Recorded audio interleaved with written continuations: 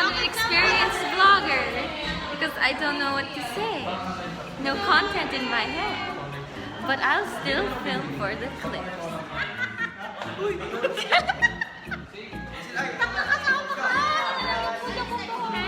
Hi madlang people!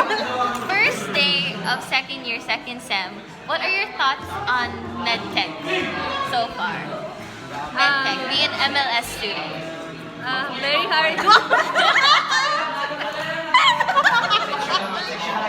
Do you have any advice to people who want to become a Medtech student or MLS student? Go to the gym. Study hard.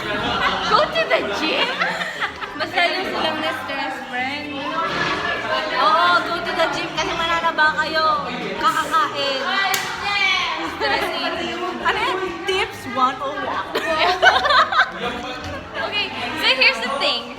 So for people who are not Filipino and who are watching this, it's in Philippines, they think that every time you go up a year in college, you're basically getting fatter from all the stress. So I think that's a cultural thing I have to explain because I didn't get it at first. Yeah. No English. I think Medtech is a pretty good course. I never heard of it growing up in America. I've only heard of like become a doctor, but I never heard of this pre-med there. And it's a thing though. Medtech is, I think, a pretty good job that I hear around in the Philippines, and I took it as my pre-med because I want to pursue being a doctor in the future.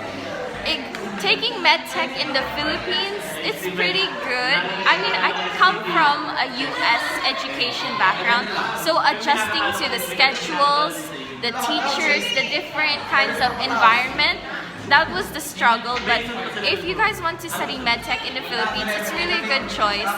Studying here in this university, I learned lots of connections and things like that. And you shouldn't stop yourself if you really want to pursue this. But for me, Medtech here, I have learned lots about specimen analysis, different kinds of reagents, collection methods, and a lot of practical and lecture all in all. So yeah, it's pretty good here, I think. We're vlogging about MLS student life. Why did we start in second sem, second year? Because we don't know if we would graduate or pass the first year. Just kidding. Grabe. Alam mo ba, payat kami noon. Ano to? Ano, wait. I was always this way. No! I was always this way. Guys, ibis. Alam mo ba, yung noon niya, hindi ganyan noon. Dahil sa sobrang information, sobrang dami ng info. Overload. Yeah. yung noon niya na yung nag-expand. Half pa yan, half. Hindi naman yung buho ko kanina.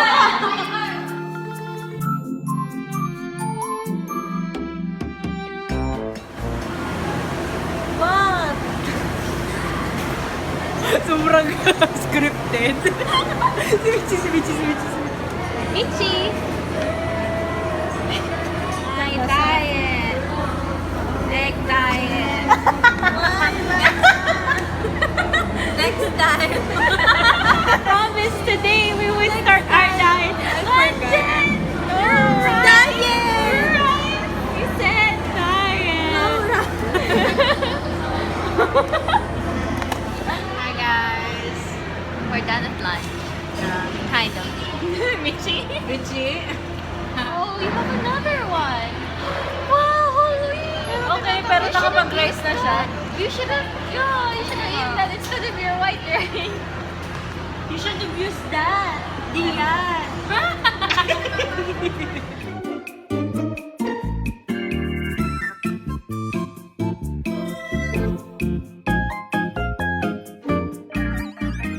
At least With a lot of sugar. metal straw save the earth. Go Michi. Saucy to, sauce. First day, we just had our orientation introduction to our teachers, and there's a little mix-up on the schedule, so we're trying to get that fixed.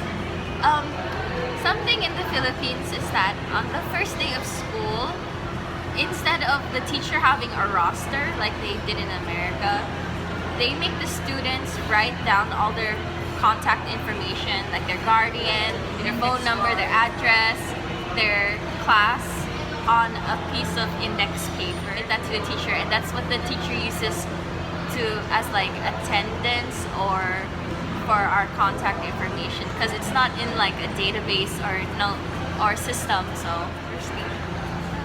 Di ba nilalagay dun? Dun lang po. Sir station? Recitation? oh, recitation. I was like, Sir Station. What's a Sir Station? What happened, guys? I thought, what are you holding? Eh, pakita mo! I thought diet. What is that? The only day when I won't use my retainer. Kasi bukas may retainer na ako. Oh yeah, Jen had her braces removed. Madami na syempre yung pinipin mo. Tara mag-bonchon mo, Maya.